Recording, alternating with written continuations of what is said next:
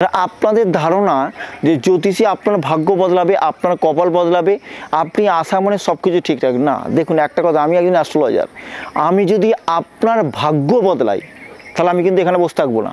আমার ভাগ্যটা ফার্স্ট আমি আগে বদলাবো।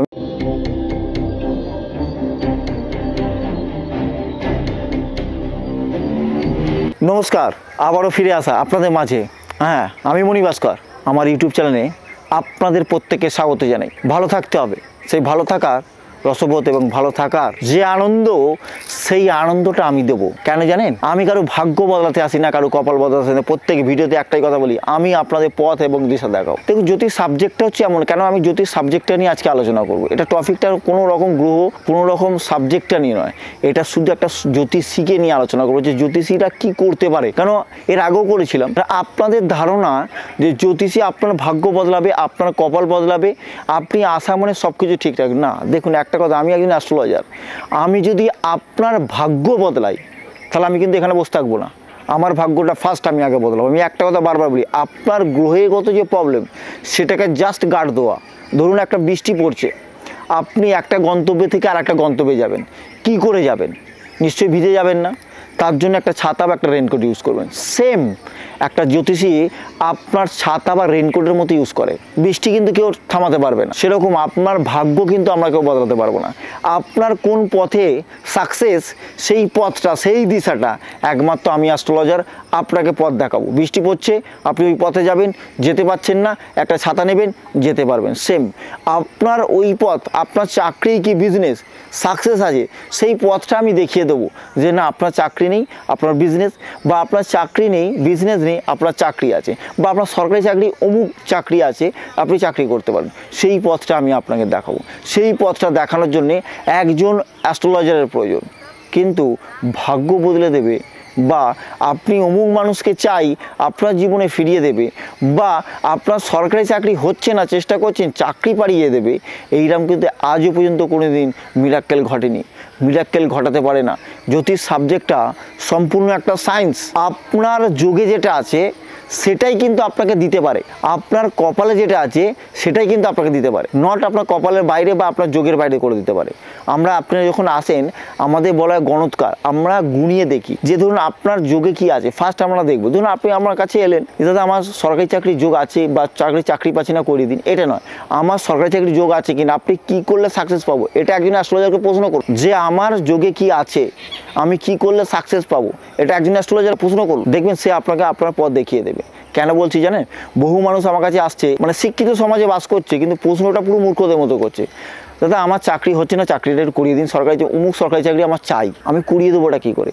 আমার বিজনেস হচ্ছে না, বিজনেস আমার বিশাল টাকা উপার্জন, যেন আমি জীবনে প্রচুর টাকা অর্থের মুখ দেখতে পাই, এটা সম্ভব নয়। হ্যাঁ, আপনার যোগে আছে কিনা সেটা প্রশ্ন করুন, যদি থাকে আমি সেই পথ দেখাবো। তাহলে আমি একজন অ্যাস্ট্রোলজার, আমি শিখেছি, আমি আমারটাকে আগে ঠিক করব, এটাই মানি। যার যোগে, যার ভাগ্যে যতটা আছে সে ততটাই পাবে, তার বেশি কেউ পাবে না। হ্যাঁ, কিন্তু আপনি হয়তো আপনার কপালে আছে আপনি 10 কোটি টাকার মালিক হবেন, কিন্তু আপনি সেই পথে হাঁটতে পারছেন না, আপনি উল্টো পথে হাঁটছেন। সেই সঠিক পথটা দেখানোর জন্যে একজন অ্যাস্ট্রোলজার গাইড দরকার। সেই পথটা কে দেখাবে? একজন অ্যাস্ট্রোলজার। আমি চ্যালেঞ্জ দিচ্ছি আপনাদের, মণি ভাস্কর গ্যারেন্টি দিচ্ছি, যে আমার কাছে আসবে আমি চ্যালেঞ্জ গ্যারেন্টি লিখিত দেবো, আপনার সমস্যাকে সমাধান দেবই। কেন দেবো জানেন? আমি আগে বিচার করে দেখি আপনি যে সমস্যাটার জন্য আসছেন সেই সমস্যাটা সমাধান হবে কি না, কত দিনের মধ্যে হবে, কোন সময়ের মধ্যে হবে। একজন অ্যাস্ট্রোলজার বিচার করতে গেলে আপনার গ্রহগত প্রবলেম বিচার করে, দশা অন্তর্দশা দেখে। কেন? আপনার কোন দশায় জীবনে সাকসেস আসতে পারে, আপনার কোন দশায় কি হতে পারে, কোন দশায় বিয়ে হতে পারে, কোন দশায় চাকরি হতে পারে, কোন দশায় বিজনেস যোগ আছে, কোন দশায় আপনার সন্তান হতে পারে, এইগুলো সব একটা অ্যাস্ট্রোলজার বিচার করে দশা অন্তর্দশা দেখে আপনার গণনা করে দেখবে, তবেই তো সে আপনাকে বলতে পারবে। আপনি আমার কাছে এলেন, দাদা আমার এই 24 ঘন্টার মধ্যে আমার অমুক মেয়েকে চাই, 24 ঘন্টার মধ্যে আমার সরকারি চাকরি চাই, এটা কোনো অ্যাস্ট্রোলজার পারবে না। যে করবে সে আপনার থেকে পয়সা নিয়ে পকেট ভরবে, আর আপনি তাকে শুধু আপনার টাকা তাকে ভরতে দিতে যাবেন।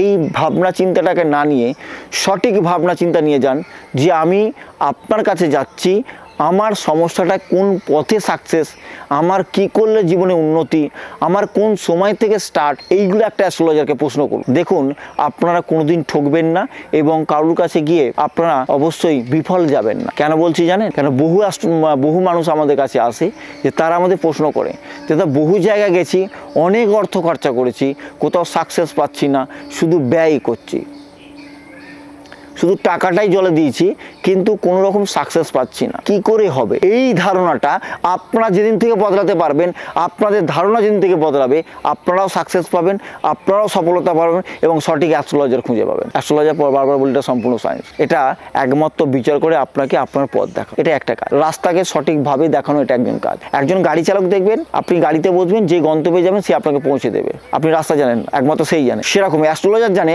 আপনার যুগে কোথায় কি আছে, সেই আপনাকে পৌঁছে দিতে পারবে, সেই পথ দিশা দেখাবে। অবশ্যই গ্রহগত কিছু প্রবলেম আছে, তার তো অবশ্যই প্রতিকার আছে, সেই প্রতিকার মতো চললে অবশ্যই সফলতা পাবে। তবে অনেক কিছু নিয়ে আলোচনা করতে ইচ্ছা করে। যদি সত্যি আমার ভিডিও ভালো লেগে থাকে অবশ্যই লাইক এবং কমেন্ট অবশ্যই সাবস্ক্রাইব করবেন, কারণ আমার ভিডিওতে সম্পূর্ণরূপে সায়েন্স এবং লজিক্যালি থাকে, কোনো অলৌকিক থাকে না।